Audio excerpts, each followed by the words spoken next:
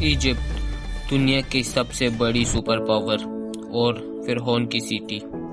آپ صلی اللہ علیہ وسلم نے اپنی وفات سے پہلے ہی بتا دیا تھا کہ تم مسلمان اس کو ایک دن فتح کرو گے، اور کہا کہ وہاں کے عام لوگوں کے ساتھ نیکی سے پیش آنا، وہ تمہارے رشتہ دار ہیں۔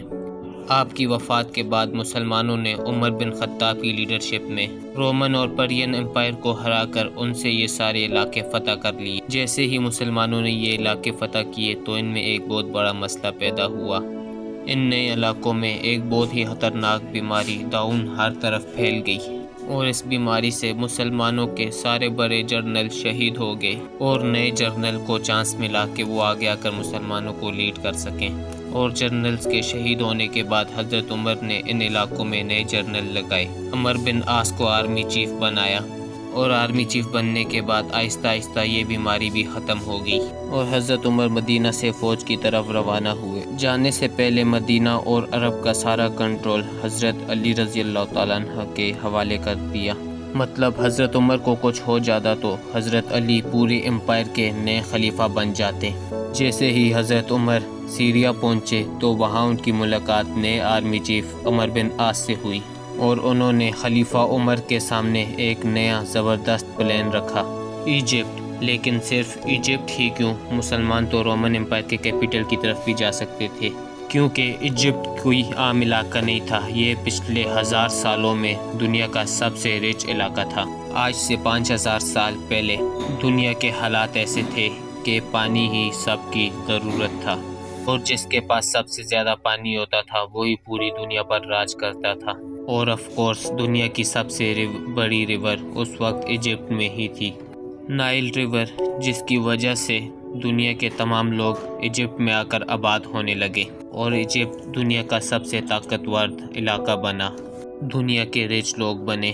کنگ نامر نے سب سے پہلے دنیا میں یہاں پر ایک بادشاہت بنائی۔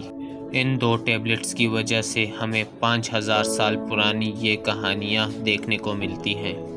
آج تک جتنی بھی ایجپشن رائٹنگ ہیں ان میں سب سے پہلی 2 رائٹنگز یہی پلیٹس ہیں۔ آہستہ آہستہ یہ خلافت طاقتور ہوتی گئی، اور اگلے 1000 سال تک یہی ایجپٹ دنیا پر راج کرتا رہا، اور پھر انہوں نے دعویٰ کیا اور کہا کہ وہ بادشاہ نہیں بلکہ خدا ہیں، اور ان فرعونوں نے دنیا میں ایسا ریلیجن بنایا کہ فرعون ہی خدا ہے، اور باقی عوام کو کہا کہ تم تب ہی جنت میں جا سکتے ہو جب تک اپنے خدا فرعون کی عبادت کرو گے، تاکہ کبھی بھی ایجپٹ کے لوگ فرعون کے خلاف بغاوت نہ کر سکیں۔ اور آہستہ آہستہ ایجپٹ کے لوگ فرعونوں کی عبادت کرنے لگے، لیکن بعد میں ان میں بھی کچھ اختلافات آ گئے کہ ہر فرعون خدا نہیں ہے، بلکہ جو فرعون مرنے کے بعد بھی جس کا جسم اسی طرح رہے گا اسی کو خدا مانا جائے گا، جس کی وجہ سے دنیا میں پہلی دفعہ ممی کا کنسیپٹ آیا۔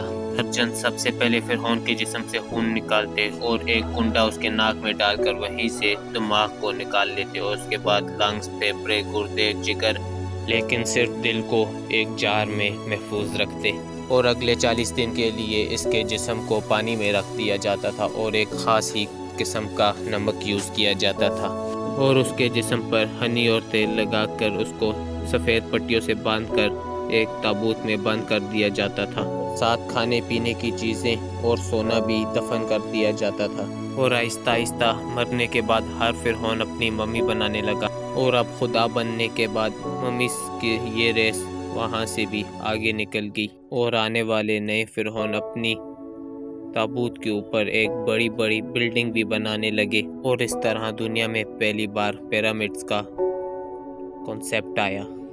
پیرامڈز بنانے لگے، اور ہر فرعون یہ چاہتا تھا کہ اس کا پیرامڈ پرانے پیرامڈ سے بھی بڑا ہو، اور اسی طرح پھر دنیا کا ایک سب سے بڑا پیرامڈ بنایا گیا۔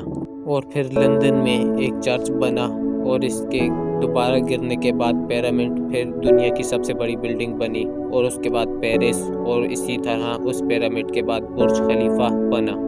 لمبائی تو زیادہ ہے لیکن وزن کے حساب سے 12 برج خلیفہ کو ملا کر صرف ایک پیرامڈ بنتا ہے۔ یہ پیرامڈ اتنا بڑا ہے کہ آسانی سے 2000 ٹرک اس پیرامڈ کے اندر پارک کی جا سکتی ہے۔